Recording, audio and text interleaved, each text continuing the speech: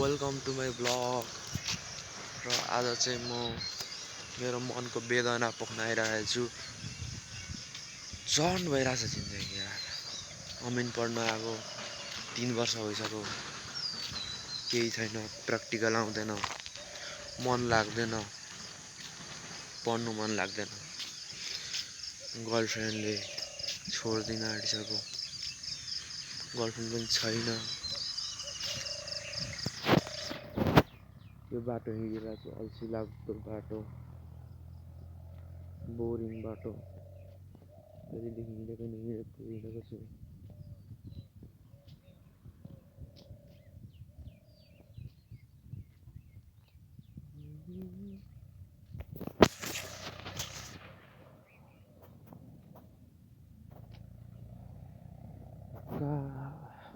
कहाँ आएर फसेँ जस्तो भइरहेको छ। कहाँ आएर म फसेँ जस्तो भइरहेको छ। कुन ठाउँमा, कुन देश पर्दैछ, अल्छी अब नेपालकै कुन कुनामा फसेँ जस्तो भइरहेको छ। दबाई खाइरहेको छु। के भन्नु, लाइफ त यार यस्तो अल्छी लाग्दो भइरहेको छ। न स्टुडेन्ट छ क्लासमा,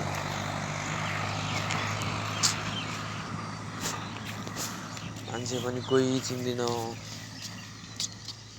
यार। अर्काको ठाउँमा बसेको छु, विरक्त लागिरहेको छ यार। दबाई खाइरहेको छु यार, के गर्नु, केही गरेर अरू लाग्दैन।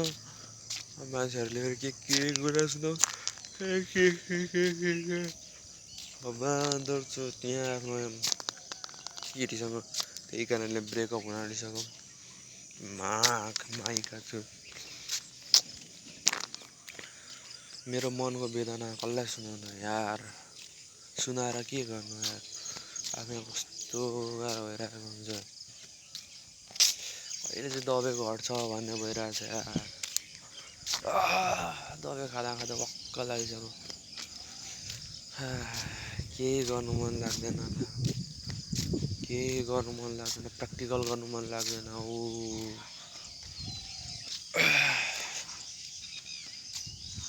कलेज जानुपर्ने कति अल्छी त, केही गर्नु मन लाग्दैन। सबैदेखि अल्छी लागिरहेछ। रहरै हराइसक्यो यार जिन्दगीबाट। पढेको सब्जेक्ट पनि पढ्नु मन लाग्छ छोडिसक्यो।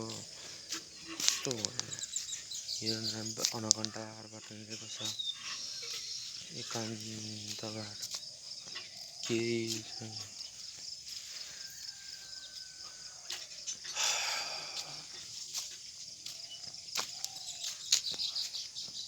यार अब केटीसँग के बोल्नु।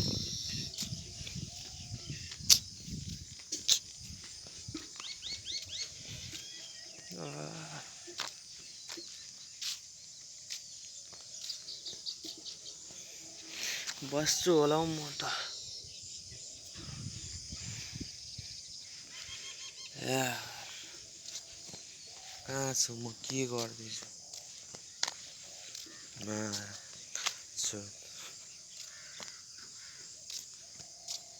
के गरे यार, बिरामी भइयो।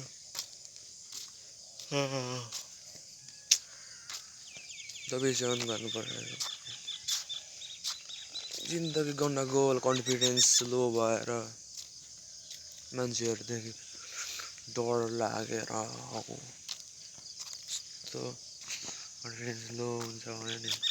मलाई थाहा छ कति कन्फिडेन्स लो भइरहेछ।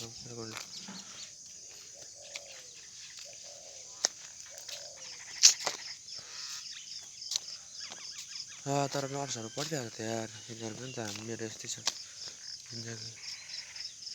पढिरहेको नर्सहरू हेरेर त्यस्तो बुझाउनु पर्छ होला मैले।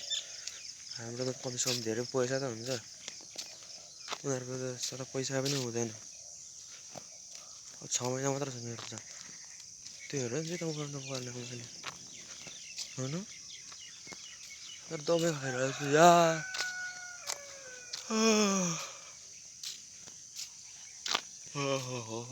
अल्छी लाग्यो।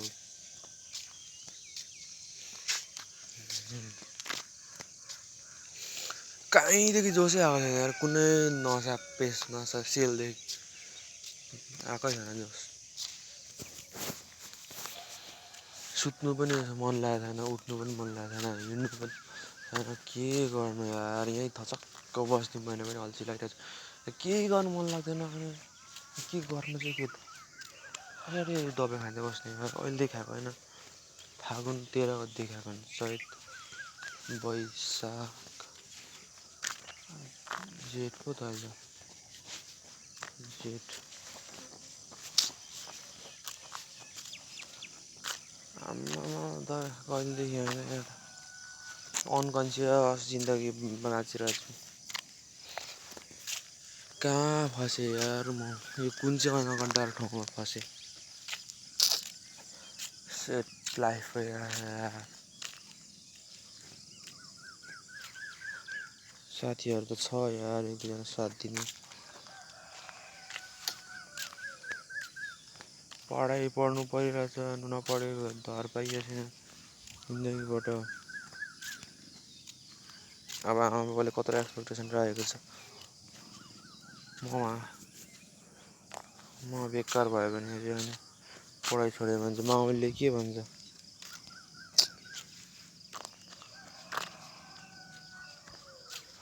हाम्रो फिल्डमा पैसा त छ भन्छ नि यार, कहिले पास हुने। छि इमोसनले यहाँ भेदभाव गरिरहेको छ यार, इमोसनले खेलवाड गरेको अवस्था।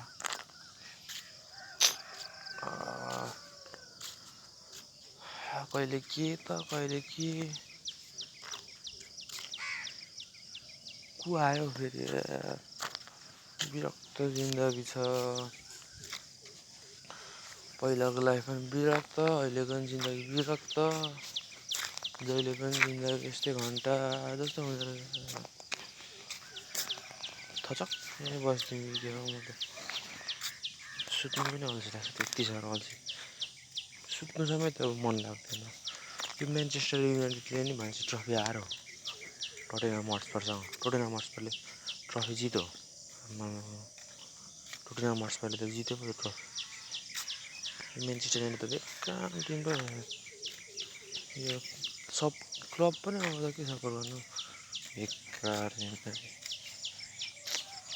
सुगा सुगा कस्तो बत्छ नि।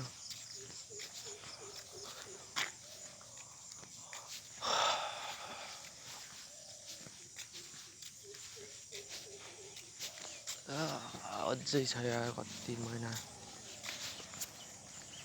बोलेर भइरहेको थियो।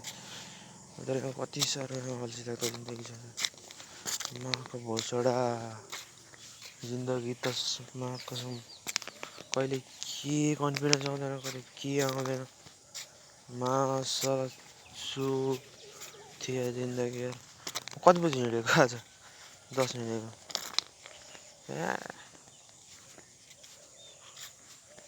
40 मिनट भएछ। बिस्तारो गयो भने यत्रो आइपुग्दो रहेछ। को आउँदैछ हौ, नाकर भोसडा। यहाँ कस्तो अल्छी लागिरहेको छ माउदरकुरी जिन्दगीमा। यति साह्रो अल्छी चाहिँ कसैलाई पनि लाग्दैन होला यार। यो मेरो उडेको चरा पक्रिने उमेर। म कहाँ यो कुन चाहिँ अनकन्टा ठाउँमा फसिरहेको छु। ठुक्के जिन्दगी, यस्तो जिन्दगी बाँचिरहेको छु। मादरकुरी भोसडी के विप्लव हेरेर नि त जित्नु पर्ने हो। विप्लवले केही गरेकै छैन। भोसडी के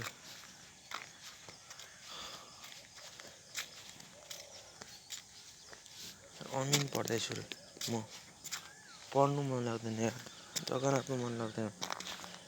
के भन्नु, के गर्नु चाहिँ गर्नु चाहिँ के एग्रिकल्चर खेती चाहिँ गर्नु मन लागिरहेको छ। मलाई केही गर्नु मन लाग्छ। मलाई भगवान्ले के चाहिँ बाटो देखाइदिने होला क्या, के न के त गराउँछ होला। गर्छन् चाहिँ के आफ्नो त ठाउँ पनि मन पर्दैन, आफू बसेको ठाउँ विरक्त लागेर गयो। यस्तो अल्छी लागेर आउँछ कि बल्ल कलेज देखेँ त मादरकुली कलेज, बल्ल देखेँ मादरकुली कलेज।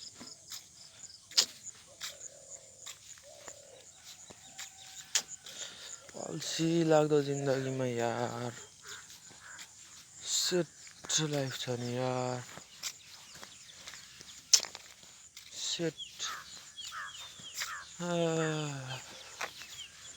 संसारदेखि लड्नु पर्ने हो। दबाई खाइरहेछु यार, दबाई खाँदा खाँदा घोक्रो दुखिसक्यो। दबाई खाँदा खाँदा खाँदा खाँदा खाँदा खाँदा घोक्रो दुखिसक्यो। यस्तो गर्न आउँछ कि यार, म के गर्नु यार, विरक्त लागेर आउँछ यार। साथ दिने साथी पनि छैन यार। त इलाममा केटाहरू छ यार, मादरजुत केटाहरू, भोसडीकै करारमा भयो भने काम पाइरहेछ माइका जुतले।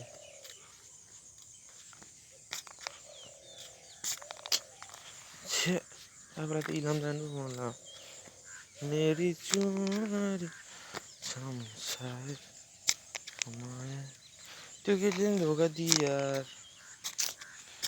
यो केटीले काम गर्दैन यार मलाई जिन्दगीमा। यस्तो केटीले मभन्दा धेरै औकातभन्दा माथिको केटी हो। ममा चाहिँ के छैन, मेरो केही छैन, केही छैन मसँग। म जिरो छु, जिरो जिरो, म जिरो है त। आइएम 0%,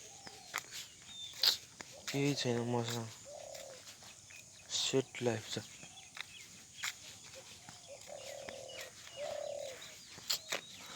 यस्तो अल्छी लाग्दैन, केही छैन यार। कलेज आइराखेको छु, 5:54 भइसकेको छ यार।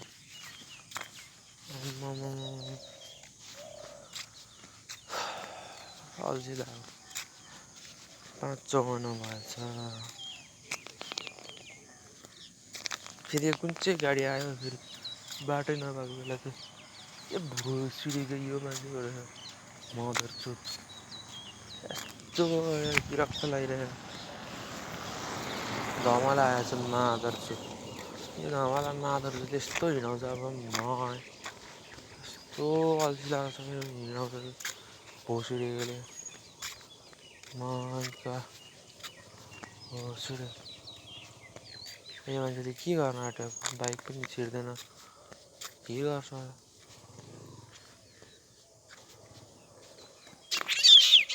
यार। मेन त रहर पो हरायो त, पढ्ने रहर। अब पढ्ने रहर हराएको कि प्र्याक्टिकल हराएको त्यो चाहिँ थाहा छैन यार।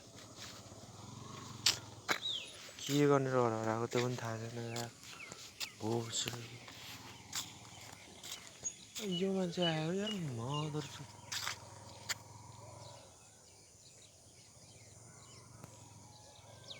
यो मान्छेले यस्तो छिटो हिँडाउँछ रन्डीको मान्छे यार, यस्तो छिटो हिँडाउँछ कि अब दबाई खानु परिरहेछ यार।